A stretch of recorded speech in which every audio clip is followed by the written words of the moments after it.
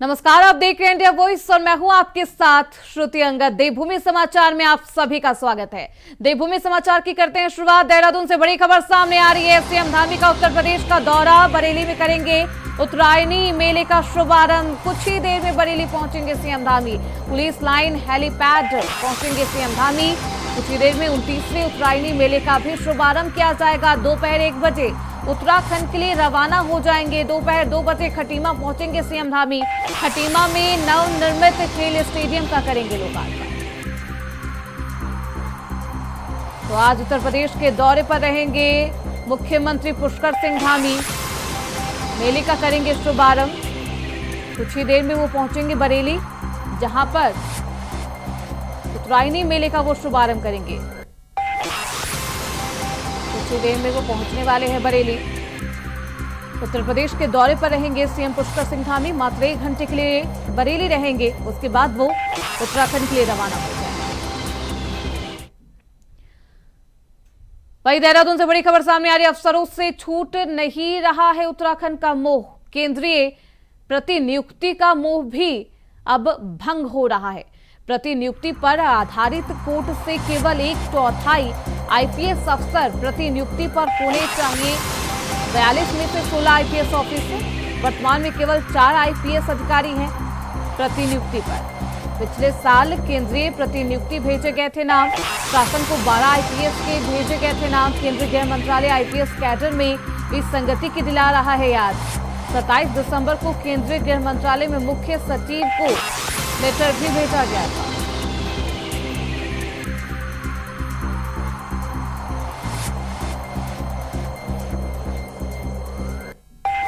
तो अफसरों से उत्तराखंड का मुख छूटता हुआ नजर नहीं आ रहा। केंद्रीय प्रतिनियुक्ति का मोह भी अब भंग हो रहा है। प्रतिनियुक्ति पर निर्धारित कोर्ट से केवल 1/4 आईपीएस ऑफिसर प्रतिनियुक्ति पर होने चाहिए। 42 में से 16 आईपीएस ऑफिसर है। वर्तमान में केवल 4 आईपीएस अधिकारी प्रतिनियुक्ति पर है। पिछले साल केंद्रीय प्रतिनियुक्ति भेजे गए थे नाम। शासन को 12 आईपीएस के नाम भेजे गए थे। केंद्रीय गृह मंत्रालय आईपीएस कैडर से विसंगति की जो याद है वो भी दिलाता हुआ नजर आ रहा है। 27 दिसंबर को केंद्रीय गृह मंत्रालय में मुख्य सचिव को इसको लेकर लेटर भी भेजा गया था। हालांकि जो मोह माया है वो भी खत्म नहीं होता हुआ नजर आ रहा है। हमारे साथ हमारे सहयोगी अभय कैंतुरा इस खबर पर ज्यादा जानकारी के साथ जुड़ चुके हैं। अभय, अफसरों से उत्तराखंड का मोह नहीं छूट रहा है, केंद्रीय प्रतिनियुक्ति का ये मोह भंग नहीं हो रहा है, क्या कुछ है ये पूरा मामला, क्या कुछ जानकारी? देखिए, अगर हम उत्तराखंड की बात करते हैं तो उत्तराखंड में आईएएस की तुलना में जो आईपीएस अधिकारी हैं वो उत्तराखंड से उनका मोह भंग नहीं हो पा रहा है। यानी उत्तराखंड के प्रति इतना लगाव उनका हो चुका है कि यहाँ पर जो उनको प्रतिनियुक्ति पर जाना चाहिए था उस प्रतिनियुक्ति पर जाने तो लगातार यहाँ पर बचने का काम कर रहे हैं।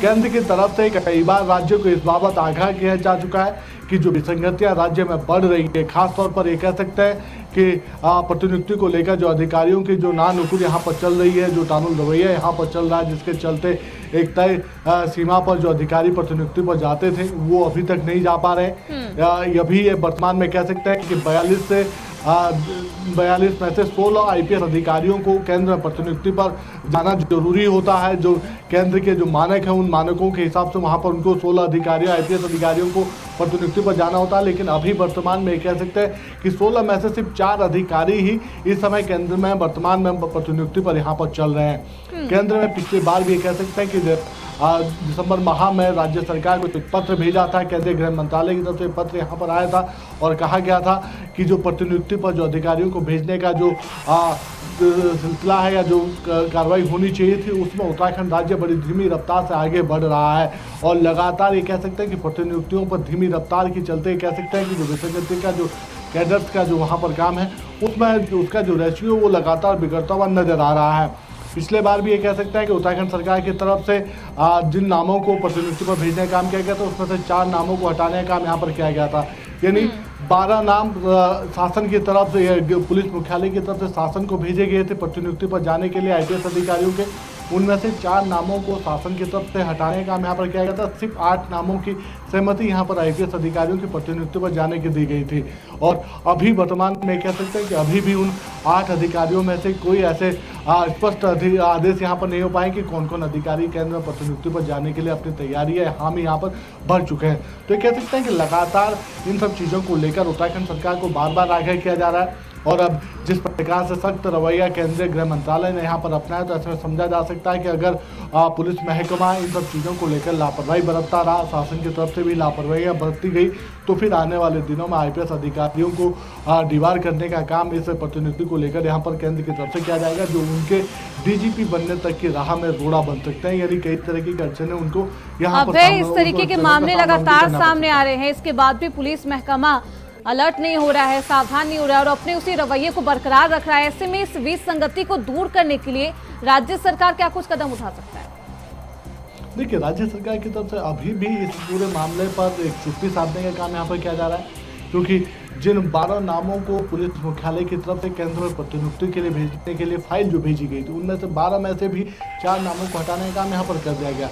अभी ये कह सकते हैं कि पुलिस महकमे के कई ऐसे अधिकारी हैं जिनकी तरफ से एक बार भी प्रतिनियुक्ति पर जाने की मांग यहाँ पर नहीं की गई और ना ही उनकी तरफ से उनको केंद्र में प्रतिनियुक्ति के लिए भेजने का काम शासन की तरफ से किया गया। वो अभी भी उत्तराखंड में ये कह सकते हैं कि पुलिस महकमे में बैठे हुए हैं, अपने काम को कर रहे हैं। और जिस प्रकार से इस रेशियो में यहाँ पर लगातार कमी देखने को मिल रही है, यानी केंद्र में प्रतिनियुक्ति पर जाने वाले अधिकारियों में जिस प्रकार से कमी देखने को मिल रही है, उसके चलते केंद्रीय कैडर्स में ये कह सकते हैं कि जो विसंगतियाँ वो लगातार बढ़ रही है।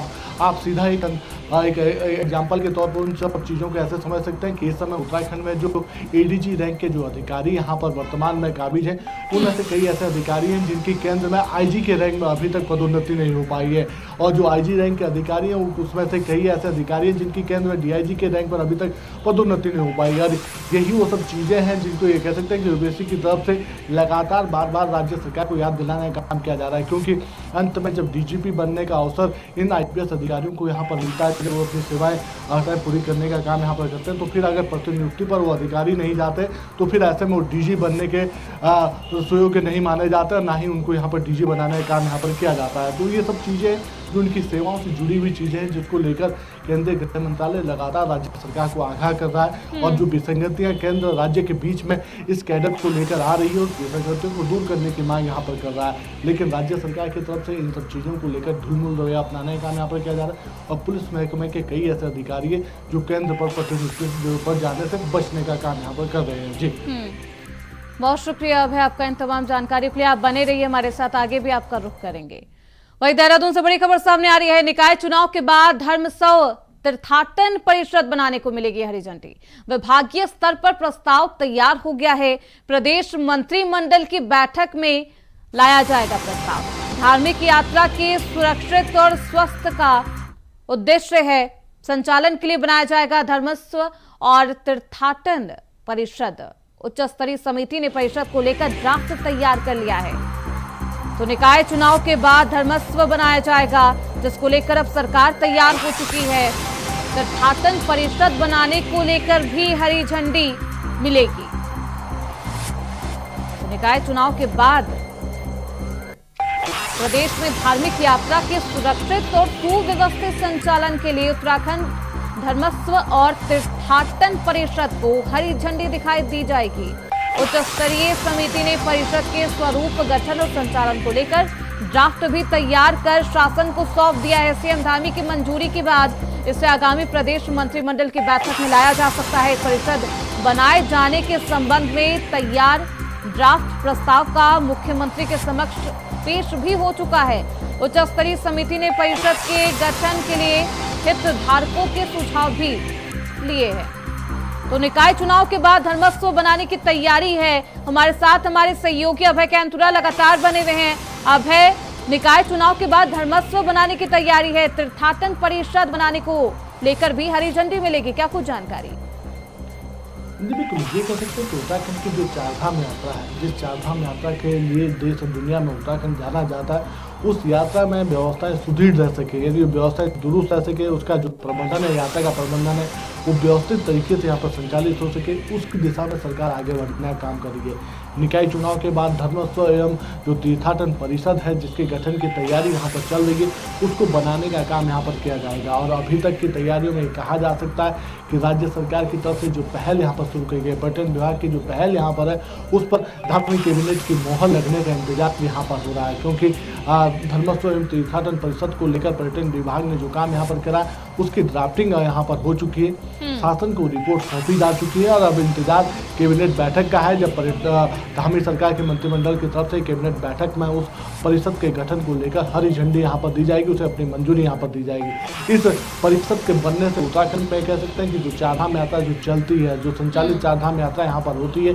उसके संचालन को एक बड़ी मदद यहाँ पर मिल पाएगी, क्योंकि अक्सर यहाँ पर देखने को मिलता है कि जब चारधाम यात्रा शुरू होती है तो शुरुआती दिनों में जिस प्रकार से प्रबंधन की व्यवस्था यहाँ पर पटरी से उतरी नजर आती है तो उसके चलते जो लाखों की संख्या में श्रद्धालु यहाँ पहुंचे हुए होते हैं उनको परेशानियों का सामना यहाँ पर करना पड़ता है। और पिछली बार कई ऐसे ये कह सकते हैं कि हम लोगों ने खुद उन सब चीज़ों के रवानगी यहाँ पर दर्शकों को दिखाने का काम यहाँ पर किया था। वो सभी तस्वीरें यहाँ पर दिखाई थी कि किस प्रकार से यात्रा प्रबंधन पटरी से उतर चुका है, यात्रियों को परेशानियों का सामना करना पड़ता है। कई जगह ये कह सकते हैं कि यात्रियों को अपनी जान जोखिम में डालकर यात्रा करनी पड़ रही है।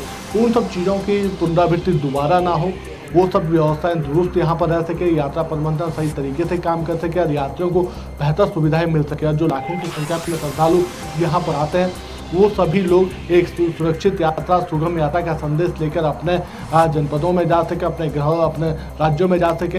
ऐसी चीज़ों को करने के लिए इस परिषद का गठन करने का काम यहाँ पर किया जा रहा है। तो कह सकते हैं कि जल्द ही धामी सरकार की जो मंत्रिमंडल की जो बैठक होगी उसमें ये सब चीज़ें यहाँ पर निकल के सामने आएंगी और परिषद के गठन को लेकर हरी झंडी यहाँ पर मिल पाएगी। जी, यानी कि यात्रा बेहद सुखम हो और सुखद के लिए ही इस तरीके की तैयारी सरकार करती हुई नजर आ रही है। उच्च स्तरीय समिति के परिषद को लेकर ड्राफ्ट भी तैयार की जा चुकी है। अब है कब तक हरी झंडी मिलने की संभावना जताई जा रही है?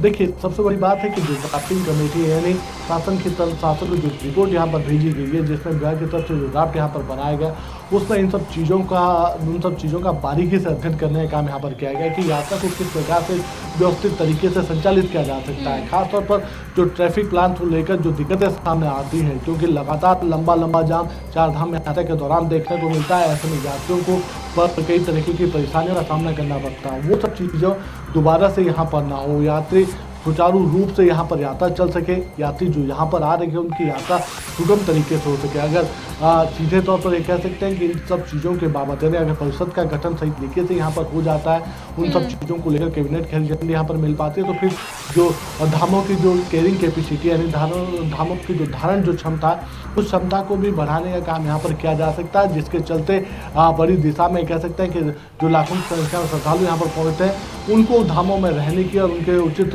ठहराव की जो व्यवस्था है वो भी वहाँ पर दुरुस्त वहाँ पर देखने को मिल सकती है। जो ट्रैफिक जाम जो लगातार चारधाम यात्रा के दौरान देखने को मिलता है उस ट्रैफिक जाम से भी यात्रियों को बड़ी निजात यहाँ पर मिल पाएगी, क्योंकि उन सब चीज़ों को लेकर अधिकारियों की जिम्मेदारी तय हो जाएगी और उसके लिए जो काम करने का जो तरीका है या काम करने का जो विशुद्ध का जो संचालन होता है वो सब चीज़ों को लेकर यहाँ पर मदद मिल पाएगी और ये कह सकते हैं कि उत्तराखंड की जो चारधाम यात्रा वो सही तरीके से सुव्यवस्थित यहाँ पर हो पाएगी। जी, तीर्थाटन परिषद बनाने से श्रद्धालु जो आएंगे, जो यात्री आएंगे, उनको किस तरीके से लाभ मिलेगा, साथ ही साथ यातायात व्यवस्था में कितना बदलाव किया जाएगा? अब है देखिए, सबसे बड़ी बात यह है कि जब यात्री यहाँ पर पहुँचता है, चारधाम यात्रा के लिए जो यात्री यहाँ पर आता है रजिस्ट्रेशन से उसकी शुरुआत यहाँ पर होती है। ऑफलाइन और ऑनलाइन दोनों माध्यमों से उसका रजिस्ट्रेशन यहाँ पर होता है और जिस प्रकार से ये कह सकते हैं रजिस्ट्रेशन काउंटर्स पर शुरुआती समय में यात्रियों की भीड़ यहाँ पर देखने को मिलती है, वो सब चीज़ें दोबारा से देखने को ना मिले। यात्री ऑनलाइन रजिस्ट्रेशन यहाँ पर कर सकें, किस माध्यम से वो यहाँ पर आ रहा है, उस ट्रैफिक को लेकर उसकी पूरी जानकारी उसके पास यहाँ पर हो सके, जो चेकिंग पॉइंट्स है या जो ठहराव के जो प्रबंध है वहाँ पर किए गए उन सब चीज़ों की जानकारी उसको मिल सके। साथ ही जिला प्रशासन की जो गाइडलाइंस होती है, मौसम विभाग के जो दिशा निर्देश होते हैं, उन सब चीज़ों का उसको सही रूप में उस तक पहुँच सके और उसके अनुसार वो अपनी यात्रा को आगे बढ़ाने का काम यहाँ पर कर सके। धामों में जिस प्रकार से धामों की जो क्षमता है उस क्षमता के अनुरूप ही श्रद्धालु वहाँ पर पहुँच सके, ज़्यादा भीड़ वहाँ पर एक साथ ना पहुँच पाए, उन सब चीज़ों को लेकर प्रबंध करने का काम इस परिषद के द्वारा वहाँ पर किया जाएगा। लगातार धार्मिक यात्रा को सुरक्षित और स्वस्थ बनाने के लिए सरकार अलग फैसला भी ले सकती है। बहुत शुक्रिया अभय आपका इन तमाम जानकारियों के लिए। रुकेंगे छोटे से ब्रेक के लिए, फौरन लौटेंगे। तो ब्रेक के बाद एक बार फिर से आप सभी का स्वागत है। खबरों में बढ़ते आगे। प्रदेश में अवैध मज़ारों के बाद धार्मिक सरकार ने अवैध मदरसों को लेकर अभियान शुरू कर दिया। प्रदेश भर में अभियान जारी है। किस जिले में कितने अवैध मदरसे हैं और कहां-कहां जांच जारी है, देखिए ये खास रिपोर्ट। उत्तराखंड के मुख्यमंत्री पुष्कर सिंह धामी ने कुछ दिनों पहले सभी पुलिस कप्तानों को निर्देश दिए थे कि सभी जिलों में मदरसों की जांच की जाए। इस मामले में जो रिपोर्ट सामने आ रही है वो चौंकाने वाली है। उधम सिंह नगर जनपद में 129 मदरसे फर्जी बताए गए हैं। देहरादून में लगभग 60 मदरसे फर्जी बताए गए हैं, जबकि हरिद्वार में लगभग 21 मदरसे फर्जी बताए जा रहे हैं। इस अवैध मदरसों के मामले पर मुख्यमंत्री का कहना है कि अभी विस्तृत रिपोर्ट नहीं मिली है, लेकिन से गतिविधि नहीं की जाएगी। देखिए, अवैध चाहे मदरसे हों या अवैध अतिक्रमण, किसी भी कीमत पर देवभूमि उत्तराखंड में नहीं होना चाहिए। देवभूमि का ये एक मूल स्वरूप है। यहाँ के बारे में पूरे देश दुनिया के एक अलग सोच है, आस्था है, श्रद्धा का ये स्थान है, धर्म की, अध्यात्म की, आयुष की ये भूमि है। तो अतिक्रमण हम हटाएंगे और अवैध मदरसे उनका सत्यापन करने के लिए आदेश कर दिए गए हैं। अल्पसंख्यक कल्याण विभाग भी उसको देखेगा। जिलाधिकारी और पुलिस अधीक्षक उस पर पूरी निगरानी करते हुए वेरिफिकेशन ड्राइव भी चलाएंगे। मदरसों में हो रही फंडिंग को लेकर मुख्यमंत्री पुष्कर सिंह धामी का कहना है कि अगर गलत तरीके से फंडिंग हो रही है तो इसकी जांच कराई जाएगी। नियमों को ताक पर रखकर अगर कोई काम किया जाएगा तो उसके खिलाफ सख्त कार्रवाई होगी। चाहे मदरसे हों या अवैध अतिक्रमण हो, ये किसी भी कीमत पर देवभूमि उत्तराखंड में नहीं होना चाहिए। देवभूमि का ये एक मूल स्वरूप है। यहाँ के बारे में पूरे देश दुनिया के एक अलग सोच है, आस्था है, श्रद्धा का ये स्थान है, धर्म की, अध्यात्म की, आयुष की ये भूमि है। तो अतिक्रमण हम हटाएंगे और अवैध मदरसे उनका सत्यापन करने के लिए आदेश कर दिए गए हैं। अल्पसंख्यक कल्याण विभाग भी उसको देखेगा। जिलाधिकारी और पुलिस अधीक्षक उस पर पूरी निगरानी करते हुए वेरिफिकेशन ड्राइव भी चलाएंगे। प्रदेश में मदरसों की जांच को लेकर कांग्रेस प्रदेश अध्यक्ष ने सवाल उठाए हैं। कांग्रेस प्रदेश अध्यक्ष का कहना है कि जब भी चुनाव आते हैं तभी ऐसी गतिविधियां क्यों होती हैं? अगर जांच करनी है तो सिर्फ मदरसों की ना की जाए, बल्कि निजी स्कूलों की भी की जाए, क्योंकि वहाँ भी बड़े पैमाने पर नियमों को ताक पर रखा जाता है। देखिए, हर चुनाव से पहले कभी यूसीसी, कभी मजार, कभी कुछ ये करते रह रहा है। मदरसों की बात फिर से उठी है और अब पब्लिक इन चीजों से परेशान भी हो गया। पब्लिक इन चीजों को सुनना भी नहीं चाहती। मदरसे क्या है? शिक्षा देने की। और हमने पहले भी कहा था कि शिक्षा का कोई भी केंद्र है उसको अच्छा होना चाहिए और नई जो शिक्षा व्यवस्था है उसके हिसाब से उसको होना चाहिए। मदरसों में भी कुछ सुधार होने चाहिए और वो लंबे समय से इस चीज़ों पर चर्चाएं चल भी रही। मदरसों की भी जांच होनी चाहिए, उन प्राइवेट इंस्टीट्यूशंस की भी जांच होनी चाहिए जो चल रहे हैं। केवल मदरसे क्यों कहा जा रहा है? स्कूलिंग के ये स्कूल जितने हैं, स्कूल मदरसे हैं, उन सब की जांच होनी चाहिए। जिनके जो रजिस्टर्ड नहीं है, जो अप टू द मार्क नहीं है, उनके खिलाफ सरकार को कार्रवाई करनी चाहिए। उत्तराखंड की पुष्कर सिंह धामी की सरकार के निर्देश पर प्रदेश में मदरसों की जांच कराई गई। जांच में आने वाले आंकड़े चौंकाने वाले हैं। मुख्यमंत्री का कहना है कि जो भी अवैध और फर्जी होगा, वो चाहे मदरसा हो या अवैध अतिक्रमण, उसके खिलाफ ठोस कार्रवाई होगी। ऐसे में देखना है कि क्या सरकार इन अवैध मदरसों को बंद करवाती है या फिर निकाय चुनाव के बाद ये मामला ठंडा बस्ते में चला जाएगा। देहरादून से अभय कियांतुरा की रिपोर्ट।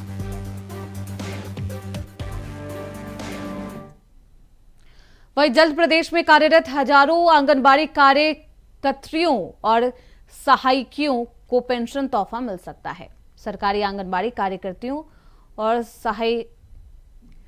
सहायिकाओं को रिटायरमेंट के बाद पेंशन देने की तैयारी की जा रही है। महिला सशक्तिकरण एवं बाल विकास मंत्री रेखा आर्य ने बुधवार को एक उच्च स्तरीय बैठक में अधिकारियों को जल्द से जल्द इसका प्रस्ताव तैयार करने का निर्देश दिया। देखिए, महिला सशक्तिकरण विभाग में संचालित योजनाओं को लेकर समीक्षा की गई है, जिसमें हमारे जिला कार्यक्रम अधिकारी जनपदों से वर्चुअली जुड़े हुए थे, जिसमें हाल ही में हम लोगों ने जो ग्रामीण क्षेत्र में हमारी आंगनबाड़ी कार्यकर्ती हूँ, हमारी सहायिकाएं हूँ, लगभग 7,000 पद जो है उसके सापेक्ष जो है कितने आवेदन किए गए हैं, इसकी समीक्षा की गई है। जबकि आवेदन की अभी अंतिम तिथि 31 जनवरी तक है, तो अभी जानकारी दी गई है कि लगभग 20,000 लोगों ने जो है 7,000 पदों के सापेक्ष आवेदन कर चुके हैं, जिससे ये प्रतीत होता है कि आंगनबाड़ी कार्यकर्ती अथवा सहायिका की रूप में सेवा करने के लिए महिलाएं लगातार जो है तत्परता के साथ में जो है उसके लिए इच्छुक हैं, जो कि मैं समझती हूँ कि बहुत स्वागत योग्य प्रतीत होता है। और इसके साथ ही नंदा गौरा योजना की भी समीक्षा की गई है कि नंदा गौरा योजना, जिसमें अभी तक हमारे लगभग 36,046 हमारे पास में अब तक आवेदन पहुंच चुके हैं, और लगातार इस बात का भी एक दबाव बन रहा है कि अभी भी बहुत सारी बालिकाएं ऐसी हैं जिन्हें कि अभी आवेदन नहीं कर पाए हैं और जो समय सीमा बढ़ाए जाने का अनुरोध कर रहे हैं। तो नंदा गौरा योजना के लिए फिलहाल 15 तारीख तक आवेदन, यानी कि एक हफ्ते, आज से लेके एक हफ्ते का समय जो है वो एक्सटेंशन करने का निर्देश विभाग के अधिकारियों को दे दिया गया है, ताकि हमारी शेष लड़कियां जो कुछ रह गई हैं वो समय पर आवेदन कर पाएं। फिलहाल नंदा गौरा योजना में जो आवेदन करता है वो संख्या अभी अच्छी है, और मुझे लगता है कि आने वाले समय में जो समय बढ़ा रहे हैं उससे और आवेदन की संख्या अच्छी आएगी। इसके अतिरिक्त विभाग में हमारे महिला कल्याण कोष को लेकर भी समीक्षा की गई है, क्योंकि पूर्व में जब आबकारी विभाग से 1 रुपए अतिरिक्त शुल्क के रूप में महिला कल्याण कोष में जाना था, जिसको लेकर एक नियमावली तैयार की जानी थी, वो नियमावली तैयार अभी तक में क्यों नहीं हो पाई अथवा क्या। वहीं देश में HMPV के मरीज मिलने के बाद उत्तराखंड में अब अस्पतालों को अलर्ट मोड पर रख दिया गया है। प्रदेश के अधिकांश मेडिकल कॉलेज के साथ जिला अस्पताल में वायरस की जांच और इलाज की पर्याप्त व्यवस्था समय रहते करने की एडवाइजरी जारी की गई है। इसके साथ ही HMPV वायरस को लेकर उत्तराखंड में SOP जारी कर दी गई है। वही HMPV वायरस को लेकर उत्तराखंड के स्वास्थ्य प्रभारी महानिदेशक सुनीता टम्टा का कहना है कि HMPV वायरस फ्लो वायरस की तरह है और यह हमारे बीच में पहले से ही है। वायरस को लेकर घबराने की कोई जरूरत नहीं। इसके लक्षण सर्दी और जुकाम की तरह है और 3 से 5 दिन में ही ठीक हो जाता है। इसमें सावधानी बरतने की जरूरत है। HMPV वायरस ये नया नहीं, ये हमारे बीच में पहले से ही है ये, और ये अक्सर जो है जो हमारे फ्लू वायरस है उसी के जैसा ये है, और इसमें जो घबराने की ज़्यादा ज़रूरत नहीं है। केवल जिस तरह से हमारा सर्दी जुकाम जो आम होता है उसी तरह के इसके लक्षण हैं, और 3 से 5 दिन में ये लगभग ठीक भी हो जाता है। बस ये है कि हमें सावधानी बरतनी है और निगरानी करनी है। निगरानी ये रखना कि केसेस ना बढ़े, और सावधानी ये बरतना है कि हमको जो है स्पेशली जो हाई रिस्क केसेस हैं, जो इम्यूनोसप्रेसिव पेशेंट हैं, जैसे कैंसर पेशेंट हैं या डायबिटिक पेशेंट हैं या जो बहुत ही एनीमिक हैं, जिनको लगता है कि खतरा हो, या बुजुर्ग और बच्चे, इनको थोड़ा सावधानी बरतना है कि ठंड में ये एकदम से एक्सपोज।